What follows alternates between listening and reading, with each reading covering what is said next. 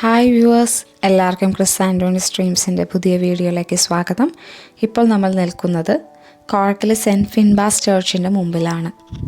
ചർച്ചിനെ പറ്റി പറയുകയാണെങ്കിൽ കോർക്കിലെ രക്ഷാധികാരിയായ വിശുദ്ധ ഫിൻബാറയാണ് ഈ കത്തീഡ്രലിന് തൻ്റെ പേര് നൽകിയത്. പാരമ്പര്യമനുസരിച്ച് കോർക്കിൽ ആശ്രമം സ്ഥാപിക്കുന്നതിന് മുമ്പ് തന്നെ അദ്ദേഹം ലീ നദിയുടെ ഉത്ഭവസ്ഥാനത്തുള്ള ഗോഗൻപാറയിലെ ഒരു ദ്വീപിലെ ആശ്രമത്തിലാണ് താമസിച്ചിരുന്നത്. ഈ കത്തീഡ്രലിൻ്റെ സ്ഥലം 7-ാം നൂറ്റാണ്ടിൽ ആരംഭിച്ചതാണ്. ഇവിടെ ഒരു ആശ്രമം സ്ഥാപിക്കപ്പെട്ടു. പള്ളി കെട്ടിടങ്ങളുടെ തുടർച്ചയായി ക്രിസ്ത്യൻ ആരാധന നൂറ്റാണ്ടുകളായി തുടർന്നു വന്ന് ഉറപ്പാക്കി. ആശ്രമത്തിന് ചുറ്റുമുള്ള ജനവാസ കേന്ദ്രങ്ങൾ ഒടുവിൽ കോർക്ക് നഗരമായി വളർന്നു. 1864 നിലവിലുള്ള ചെറിയ കത്തീഡ്രൽ പൊളിച്ചുമാറ്റുകയും അതിൻ്റെ സ്ഥാനത്ത് ഇന്നത്തെ ഗംഭീരമായ ഘടന നിർമ്മിക്കുകയും ചെയ്തു. വർഷങ്ങളോളം പണി തുടർന്നുവെങ്കിലും 1870 പുതിയ കത്തീഡ്രൽ സമർപ്പിക്കപ്പെട്ടു. 13-ാം നൂറ്റാണ്ടിലെ ഫ്രഞ്ച് ഗോതിക് വാസ്തുവിദ്യയുടെ കടുത്ത അനുയായിയായ വില്യം ബർഗസ് ആണ് കത്തീഡ്രൽ രൂപകൽപ്പന ചെയ്തത്. സ്റ്റെയിൻഡ് ഗ്ലാസ് വിൻഡോകൾ, 70 സ്റ്റെയിൻഡ് ഗ്ലാസ് ജാലകങ്ങൾ, ബൈബിൾ കഥ പറയുന്നു. 150 സീനുകളിൽ ഉൽപ്പത്തി മുതൽ വെളിപാട് വരെ അയർലൻഡിൽ എവിടെയും കാണാവുന്ന ഏറ്റവും മികച്ച സ്റ്റെയിൻഡ് ഗ്ലാസുകളിൽ ഒന്നാണിത്. സ്റ്റെയിൻഡ് ഗ്ലാസ് ജാലകങ്ങളും 1260 ശില്പങ്ങളും ഉൾപ്പെടെ കെട്ടിടത്തിൻ്റെ എല്ലാ ഭാഗങ്ങളും അദ്ദേഹം രൂപകൽപ്പന ചെയ്തു.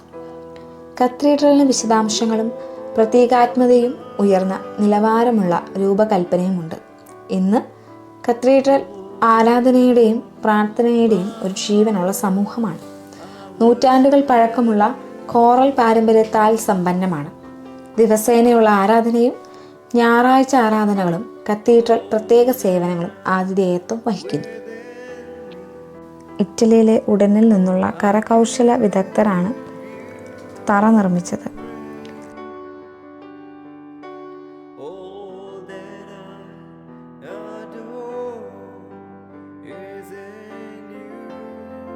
അൾത്താരയുടെ മുൻവശത്ത് വിശുദ്ധ മത്തായിയുടെ തീമാണ്. സ്വർഗരാജ്യം കടലിൽ എറിയപ്പെട്ടതും എല്ലാത്തരം ശേഖരിക്കപ്പെട്ടതുമായ ഒരു വല പോലെയാണ്. മൊസൈക്കുകൾ വലയ്ക്കുള്ളിൽ എല്ലാത്തരം ആളുകളെയും കാണിക്കുന്നു.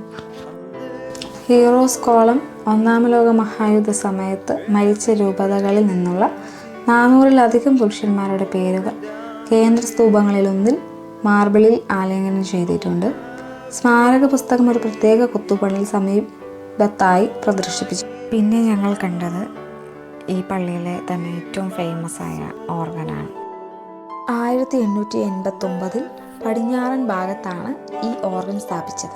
പക്ഷേ 1889 വടക്കൻ ട്രാൻസെപ്റ്ററിലെ 4.2 മീറ്റർ ആഴമുള്ള കുഴിയിലേക്ക് മാറ്റി. 1966-ലും 2011-ലും പുനർനിർമ്മിച്ചു. ഇതിന് ഏകദേശം 4000 പൈപ്പുകളുണ്ട്. അയർലൻഡിലെ ഏറ്റവും വലുതും മികച്ചതുമായ ഓർഗനിൽ ഒന്നാണിത്. പിന്നെ ഞങ്ങൾ കയറിയത് ഒരു നടപ്പാതയിലേക്കാണ്. ആംബുലേറ്ററി അല്ലെങ്കിൽ നടപ്പാതയിൽ ക്രിസ്തുവിൻ്റെ ജീവിതം കാണിക്കുന്ന സ്റ്റെയിൻഡ് ഗ്ലാസ് ജാലകങ്ങൾ അടങ്ങിയിരിക്കുന്നു. വില്യം ബർഗസ് തൻ്റെ പിതാവിനോടുള്ള ആദരസൂചകമായി ഉദ്ദേശിച്ച ഒരു ജാലകവും ഉൾപ്പെടുത്തിയിട്ടുണ്ട്. എന്നാൽ ബർഗസ് തന്നെ ആദ്യം മരിച്ചതിനാൽ അത് അദ്ദേഹത്തിൻ്റെ സ്വന്തം സ്മാരകമായി മാറി. 1933-നും 1935-നും ഇടയിൽ വില്യം ബർഗസിൻ്റെ രൂപകൽപ്പനകൾക്കനുസൃതമായാണ് ഈ വിശുദ്ധ ദേവാലയത്തിൻ്റെ മേൽക്കൂരയിൽ വിപുലവും വർണ്ണാഭവുമായ പെയിൻറ്റിംഗ് നടത്തിയത്. വില്യം ബർഗസിൻ്റെ നിർബന്ധത്തിന് വഴങ്ങി മധ്യകാല സാങ്കേതിക വിദ്യ ഉപയോഗിച്ചാണ് അവ നിർമ്മിച്ചത്.